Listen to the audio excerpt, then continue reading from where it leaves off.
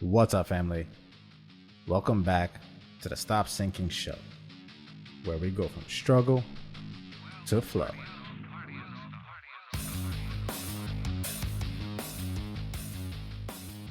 One of the hardest things to accept about life is that reality trumps everything. Meaning, you might have all the valid justification in the world for why something is or isn't the way you'd like it to be.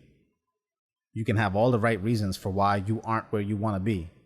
And you can make visible to your mental algorithm all the messages in the world to make you feel better about how everything happens on God's time and how it's okay to be exactly where you are right now. If you want someone to ally your fears, justify your failures, you can find that available to you. And what I am saying is, they can all actually be valid. Let's not even call them a failure. Any reasonable human would credit you with the reason for why you aren't where you are supposed to be. But guess what?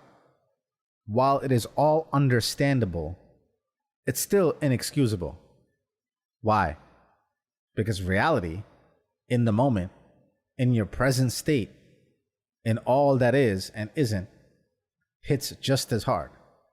Whether you have had valid reasons or not, it doesn't care for your circumstances. It just is. And you have to swallow that. Because it doesn't matter to the unfolding of reality what's got in the way for you to meet it there. It will meet you regardless whether you are ready or able to meet it. And it might meet you with the force of a freight train while you are not ready or up to speed to get on board without taking a hit. A jolt. Entirely crashed maybe. Pancaked by life. No maple. My point is simple, and I won't drag it out with 100 examples.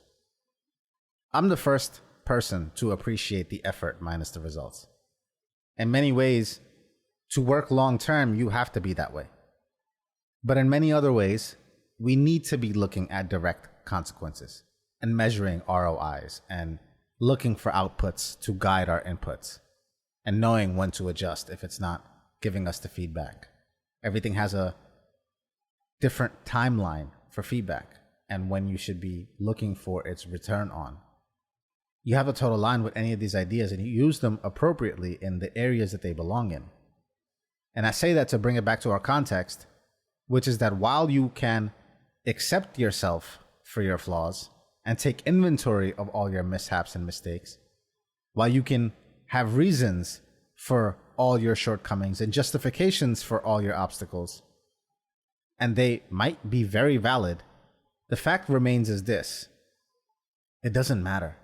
If you gave me 1,000 valid reasons for why you couldn't do something last summer, couldn't do something last year, last month, yesterday, none of them matter.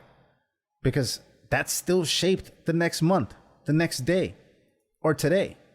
Your valid reasons don't excuse you from the consequences, from the effects of the mismatched or lack of action. They still shape your life.